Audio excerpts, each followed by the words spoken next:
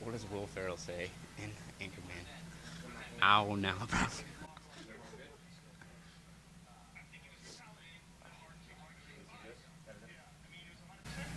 So, I mean, Cody, this is almost like deja vu, isn't it? I mean, we were back here with you in December, and now we're here in March, and you're the winner again. Tell me about the victory tonight, and did, I guess, Bryan bring anything to the table that you weren't expecting?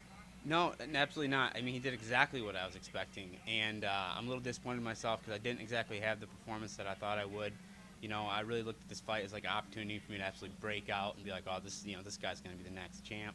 And I think that I left a lot of those questions unanswered. You know, I came out and I lost the first round. Clearly, and I had to battle back the rest of the fight. That's always really, really hard in a fight, to go, and lose the first round, and then knowing that you have to win these next two rounds or you have to get a finish, that puts a lot of extra pressure on you. So as happy as I am that I came out and got the win, I definitely didn't have the performance that I thought I would. It was, nearly close on a submission at the end. Was that close? And I guess, were you afraid that he was going to stick that in? No, the submission wasn't close. I think he was just going for, style points with the judges at the end of the fight. I mean, he didn't even have it under my chin. It was on my face. It was just like one of those weird scrambles at the end of the fight. I thought maybe if I got a takedown right there at the end, it might persuade the judges, because I felt like I won maybe the first 3 minutes of that last round, and then the next 2 minutes were kind of up in the air. I was hitting him, he was hitting me, and then he got me on the cage, and obviously that's an advantageous position for him. So definitely the most disappointed I've ever been after winning a fight. I mean, your left eye's looking pretty tasty there. How many stitches did you get in that? I don't know how many stitches I got. I didn't think I could get any uglier, but I guess I just proved that wrong. Takedown defense was on point tonight. Was Yeah. that pretty much what you expected that his game plan was going to be, was trying to get you down? Yeah, Darren Cruikshank and Devin King, my two cornermen back here, these guys took that exact same shot on me a million times, and so I was at 100%. I was well prepared. My team and everyone came together and gave me absolutely everything I needed to go out and have a stellar performance tonight. But I didn't have that stellar performance. To the takedown defense obviously was on point. I think Bryan shot at me like at least 900 times that fight. I lost count at like 67, but he did exactly what I thought he'd do, and 99% of the time I was prepared. A couple times I hit my butt, but luckily the last time I was able to get up. So as you were waiting for the judges' decisions, I mean, you said you thought you won the first 3 minutes of the third round, and the last two were. How confident were you? I can't say that I was confident. I've been on the good and bad side of split decisions. My last fight with Tom Duquesnoy, there was no question in my mind that I won that fight. And then when they come out and they say that one judge has the fight for Duquesnoy, I was kind of looking around like, are you serious? Like, who? Like, who is this guy? I want to go have a word with him. But and my only loss as a professional was a split decision that I clearly won. I mean, probably more decisive than the fight against Caraway or the fight against Duquesnoy. So, I know what it feels like to be on the wrong end of that, so I don't expect anything. I'm just kind of sitting there like, God, please, give me a break here. So, I mean, but I do feel like I did enough to win the fight. You beat the number 7 guy. You kind of said it. You said you were going to prove that Yep. you're among the best in the world. I mean, Yep. you feel like you're there right now. And I mean, does that mean that there's a name out there? Or is it top 5 you want? I mean, what are you looking for? I was going to go out and call a bunch of people out, and after that performance, I think I need to go back to the gym and I need to work my ass off and I need to get better, because that performance, and if I'm being honest with myself, that's not the performance that gets me in the top 10, that gets me into that contender range. And that's where I want to be, and that's where I have to be. That's where I see myself as an athlete. I see myself as one of the best in the world.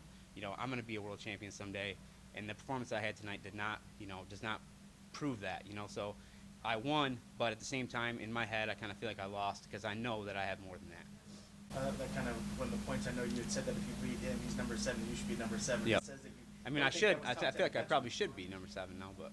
Should be at least top 15 at least now, right? Yeah. Well, I mean, I feel like you beat number 7. I feel like you should take his place, but I don't know how those rankings work. I don't even want to pretend to know how that works. Do you feel like maybe some vindication here, because you've been pretty loud about being one of the best, and usually when someone comes in, you kind of work your way, but you've been saying from the last 2 fights that you're one of the best, and now you just beat a top 10 guy. like, okay, maybe the fight didn't go the way you wanted, or you want to be more dominant, but you're proving your point here with these wins. Absolutely, absolutely. I mean, you know, I always say that you're not trained to be the best on your best day. You're trained to be the best on your worst day. You know, tonight I didn't have a good night. I still came out and beat the number 7 guy in the world. I mean, that, you know, should, you know, speak for itself. I don't feel like there's a lot of guys at bantamweight that can beat me. You know, there's a hand, you know, with a performance like that, there's a handful of guys that can beat me. But if I come out firing on all cylinders, you know, I'm not sure there's anybody at the bantamweight division that can beat me. So, I just got to regroup. I got to, you know, figure out what I did wrong. I need to watch that fight. I need to study it. You know, I need to come back. You know, the animal that I know that I am, and I need to prove to everyone. And, you know, whether I get, you know, a guy in the top 5 like John Lineker, you know, that's a name that I've tossed around and thought about fighting, or anybody in the top 15. You know, Brett Johns is a guy that, you know, I could, you know, potentially want to fight because I don't really feel like he necessarily belongs, you know, where he is. And there's a lot of other guys. There's a lot of other guys. I mean, there's so many talented guys in bantamweight division, you know. But I've always wanted to move up. I've always wanted to continue to climb. I didn't want to be one of those guys that, you know, would fight a tough guy and then, you know, do okay and then go fight nobody and never go anywhere. I wanted to be a guy that literally swept into the bantamweight division and was in that contender series, kind of like Cody Garbrandt did. Just curious, you and Daniel Cormier squash your beef? You know, I never really had any beef with Daniel Cormier. That it was just it was basically something I said. I was like, you know, after I just watched the fight for the first time. I heard the commentators, they were kind of dogging me and saying that, like, I couldn't, you know, compete with Duquesnoy on my feet, and I was like, you know, a little butthurt about it, you know. And in this sport, you know, being butthurt, you know, is not, like, don't ever do that, you know. You shouldn't ever do that. And so I got on the radio, and I was like, yeah, you know, I feel like they owe me a little bit of an apology because they were really biased, blah, blah, blah, blah. And then I just got all kinds of help for it. People are, you know, calling me every name in the book, and I'm like, well, you know, I deserve that. You know, this isn't a sport for crybabies, and, you know, I learned my lesson pretty fast. But no, I never really had any beef But with. you did apologize, right? He did. He didn't have to, but he did. You know, Daniel's a good dude. Joe Rogan too. You know, they're just doing their job. I know better than to say dumb shit like that. Are you anxious to listen back to the commentary for this one? No. I learned my lesson there. I don't care what they say. I don't care if they're dogging me the whole time. I won't be mad at them for it. You know, they're just doing their job. But I think they might be a little nicer than me. I got to see the fight though. I mean, my eye's pretty messed up. I think maybe I did get hit a little more times than I thought I did. How many stitches? I don't know. 12? 12 stitches? Really? It's completely numb. I can't feel anything. You can smack me. I wouldn't even know. Thank you very much. We good? All right. Thanks, guys. Thank you.